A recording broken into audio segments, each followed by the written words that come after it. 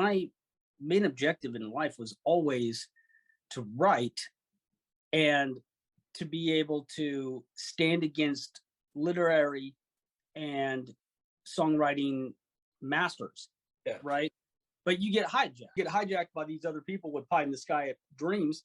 Yeah. So by the time I was 11, I was on the road, Oh, playing. I was fronting various acts with guys who were veterans, and I toured the Reno, Nevada circuit and that kind of thing very early on. And when I quit playing about 10 years ago, buddy. I don't miss it in the least. yeah. Right? What I do now is so geared, so suited toward what I always wanted. Right? Because from my perspective, a writer's a writer. I mean, I'm pulling from the same. I'm pulling from Rodgers and Hammerstein. I'm pulling from the Sherman Brothers and Disney. I'm pulling from Leonard Skinner. I'm pulling from Earth, Wind, and Fire. I'm pulling from, it's to me, it's a very endless landscape. I have this interesting cross section of humanity that I'm starting to run into, which is a real awkward thing, man. Where I'm running into talented people that 15 years ago there was no avenues and no place for those people to distribute their music. And I'm also running into people who are 20 years old who are asking me, hey, do you think you could put together, let's say, like Peter, Paul, and Mary meets a Led Zeppelin? And you're going like, how old are you?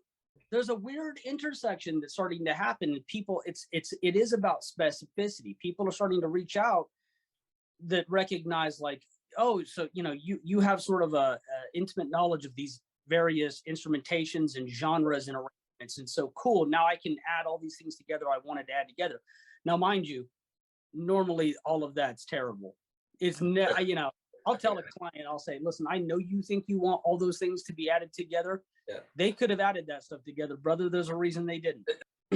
Space. It's about space. Don't be afraid of space. Yeah.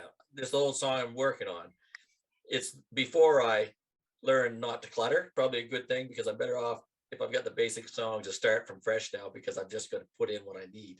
Let me say something else I forgot to say. And this is crucial. Good. A lot of times when you're in a scenario like this that we're in, where I'm going to fire off a bunch of wave files to you, give you the BPM, you're going to sit and you're going to mix it how you want it to go. Mm. A lot of times what I'll do is I'll overcompensate, right? So I'll add sounds and what have you that you can say, maybe I like this, maybe I don't, maybe I'd prefer this sound to go over here, maybe I want it duplicated all throughout the track, right? And that becomes up to you. You'll hear that, I'll do one guitar pattern in one place, and then I'll stop and I'll do a different pattern in a different way. Yeah. You could leave it like that if you want to. You could say, you know what, that pattern, I love it. I'm going to put it everywhere that progression goes. Yeah. I overcompensate like that on purpose because I want you to have enough stuff that you feel like you're in there, you're carving, and that puts your hands on the arrangement. Yeah. Right. Yeah. That allows you to make the arrangement how you want to make it. Though, some stuff is indispensable. You'll know that the bass is going to be what it's going to be, but I essentially imitated your bass. It wasn't wrong the first time. What I'm coming to you for, I think, is that, you get older in life, and, I maybe got 20 years ahead of me. I want to know what they could have sounded like, where they would have went from there. So, right now I know Let Go of the One That You Love is probably a pretty strong song. It's going to come out pretty strong, and I'm going to be very pleased with it, whether I sell it or not. I'm just proud of how it sounds. I say, yeah, I did write something that was worthy of a good arrangement. I think that we're in a good place because the materials that you're writing are eclectic. So it's going to be a case by case basis where I'm looking at the song, thinking to myself, am I strengthening the case of this song by going in any sort of modern environment? Right? It's going to have to be a case by case basis. Yeah. It's also a reflection of what do I want to hear. Yeah. It's important that the song portrays itself as exactly what it is. And if it's done like that, then it's still upbeat, it's still fun, but it's still truthful. I wanted to show you what I've got going on with the bridge here, because I did alter it slightly. Two reasons. Number one, I decided to go with the piano, whereas to the EP, and it sounds like you have a Wurlitzer on that EP, or at least it's a bouncing times, or it's some variation of that.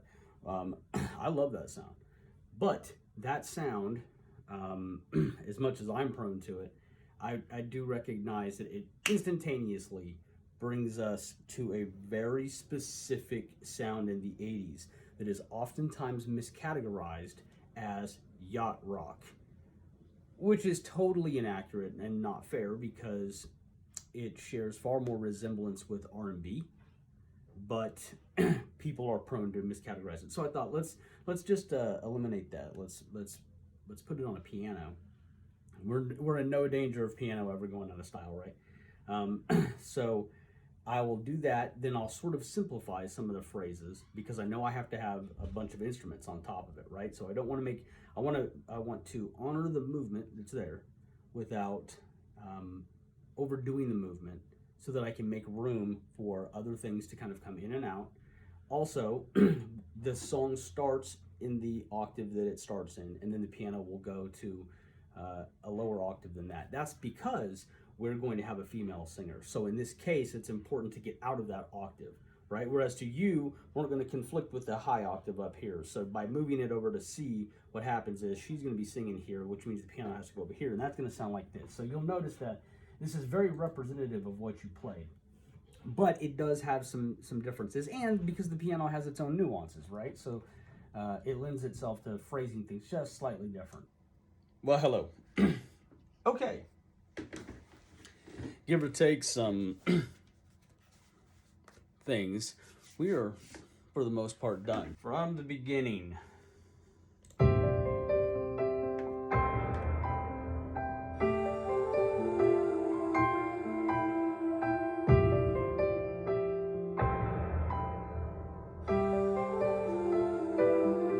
Vocal.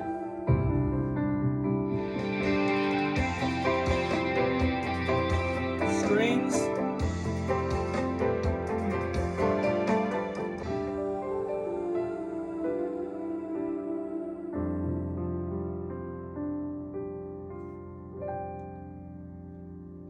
So, as you can tell,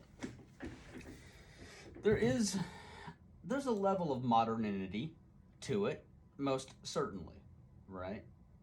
But we're not necessarily engaged in anything that you couldn't have used 10 years ago, and you might not be able to use 10 years from now. I don't want a push-pull type of ending. I want a big crescendo ending, especially off the back of that guitar solo.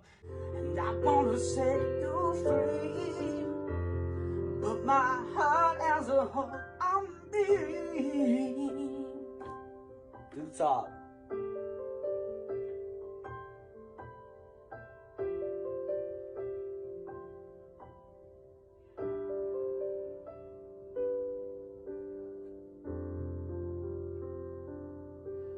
Out on the floor.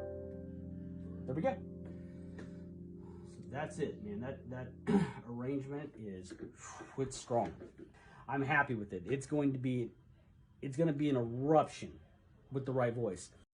Losing you now has caused me so much pain. Without our life together, things will never be the same. I miss you.